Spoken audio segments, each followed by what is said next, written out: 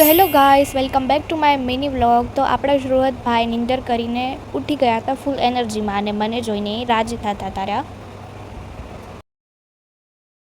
પછી મેં એને ઘોડિયામાંથી લઈ લીધો અને હું એને રમાડતી હતી, અને એ તો મને જોઈને શરમાઈ જ ગયો.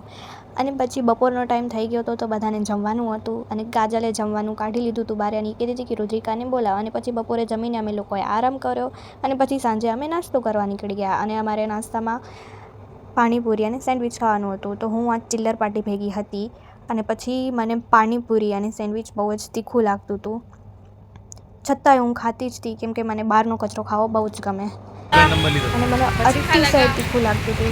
એની વાત જ જવા દો. પછી મારે બ્રેડ જમ ખાવું પડ્યું, કેમ કે મને બહુ તીખું લાગતું હતું.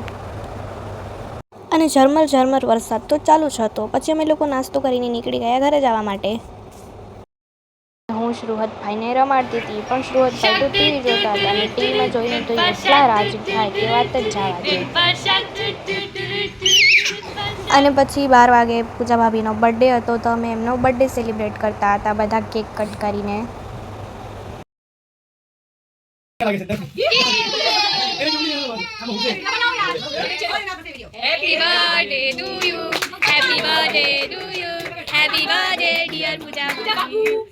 પછી અમે કેક બેક ખાઈને સૂઈ ગયા. મિત્રો, તમને મારો મિની વ્લોગ ગમ્યો હોય તો લાઇક, કમેન્ટ, શેર અને સબસ્ક્રાઈબ કરતા ભૂલતા નહીં. Thank you for watching.